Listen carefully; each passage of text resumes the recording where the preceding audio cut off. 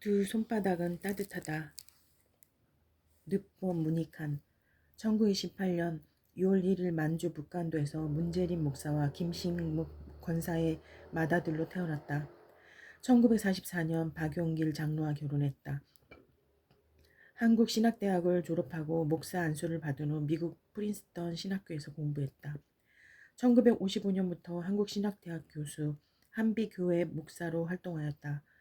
1968년부터 신구교 공동구약 번역 책임위원으로 있으면서 성서를 쉽고 아름다운 우리말로 번역하였고 그 과정에서 시인이 되었다. 1976년 3.1 민주 구국선언 사건으로 옥고를 치르면서 민주화 운동에 뛰어들었다. 1989년 평양을 방문해 4.2 남북 공동성명 합의를 이끌어냈으며 이는 2000년 6월 15일 남북 공동선언의 기초가 되었다. 민주통일민중운동연합 민통연 의장, 조국통일범민족연합 남측본부 준비위원장 등을 지냈으며 1992년 노벨평화상 후보로 추천되었다. 1976년 첫 구속 이후 6차례에 걸쳐 11년 넘게 옥고를 치르며 민주화와 통일운동에 헌신하였으며 특히 어려운 이웃들의 아픔을 함께했다. 1994년 1월 18일 꿈에도 그리던 통일을 보지 못하고 운명하였다.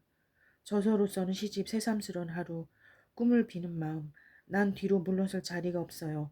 두 하늘 하나는 옥중일기와 옥중서한집, 꿈이 오는 새벽녘, 목매는 강산 가슴에 곱게 수놓으며 민중신학서, 히브리 민중사 등이 있다. 표지의 제목 글자는 시인의 손글씨로 옥중생활 당시 부인 박용길 장로에게 보낸 편지글에서 집자한 것입니다.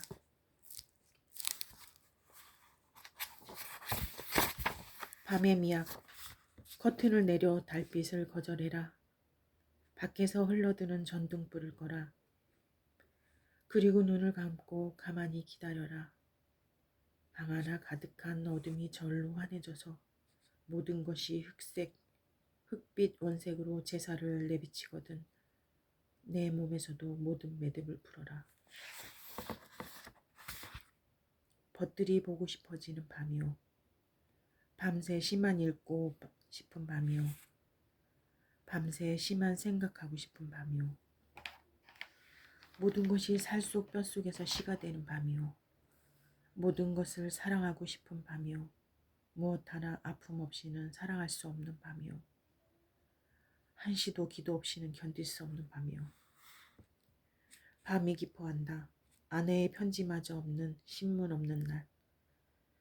김남주의 사랑의 무기를 이열치열 삼아 읽으며 옆, 옆, 옆, 옆, 옆, 옆, 옆, 옆, 옆, 밤.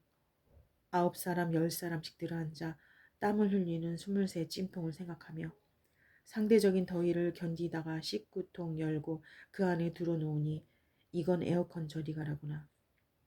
멀리 열차 지나가는 소리에 밤이 깊어간다. 새벽을 향하여.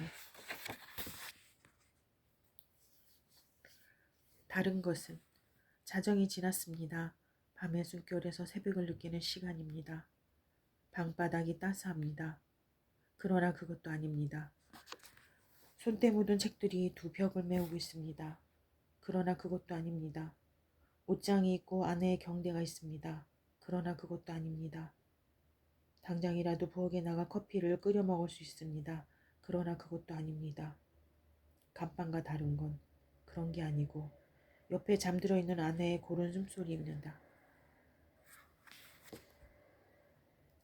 아내의 숨소리를 원고지에 곧 옮길 수 있다는 것도 다르다면 퍽 다른 일입니다.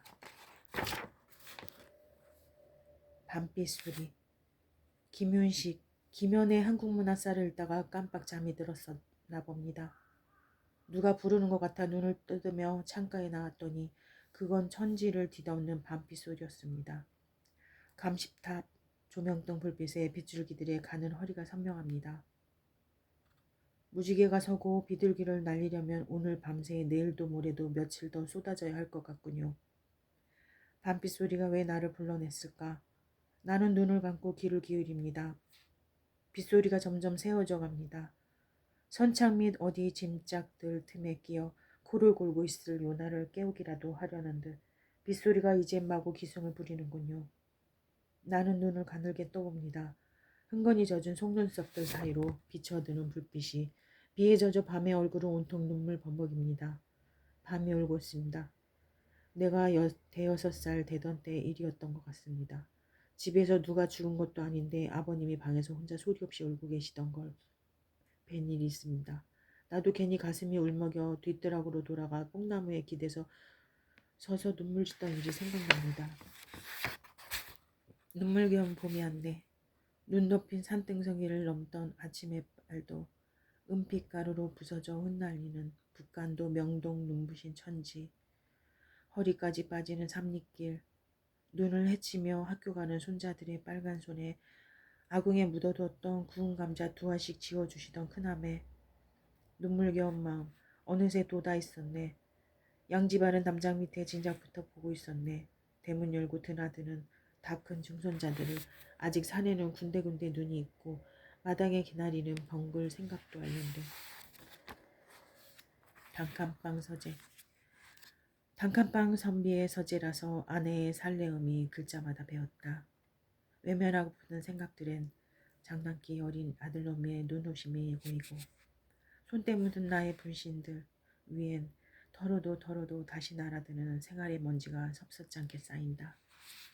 주름진 눈길로 아내의 귓바퀴에서 한 오리 두 오리 저녁 노을을 주워 담으면 책갈피 갈피에선 끼득거리는 소리 들려오고 흐려가는 눈을 창 너머 하늘 끝으로 보내면 단산한 여인의 태송만 갔던 방 하나 가득히 검은 바다가 설레이며 태양이 때 아닌 신랑처럼 들어선다. 눈물의 마음.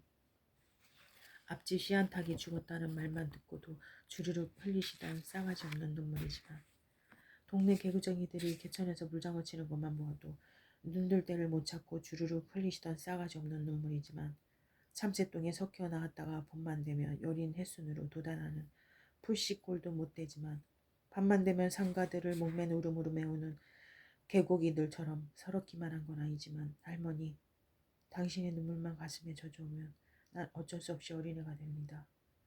동생에게 어머니 품을 빼앗기고 당신의 젖을 만지며 흑흑 잠들던 애기가 되어 당신의 그 싸가지 없는 눈물을 닦아드리고 싶어집니다. 할머니 주름진 얼굴이 해무리를 얹고 해바라기처럼 환해지기를 비면서 할머니, 하늘만큼 보고 싶은 할머니, 당신은 멀리 북간도에 계십니다.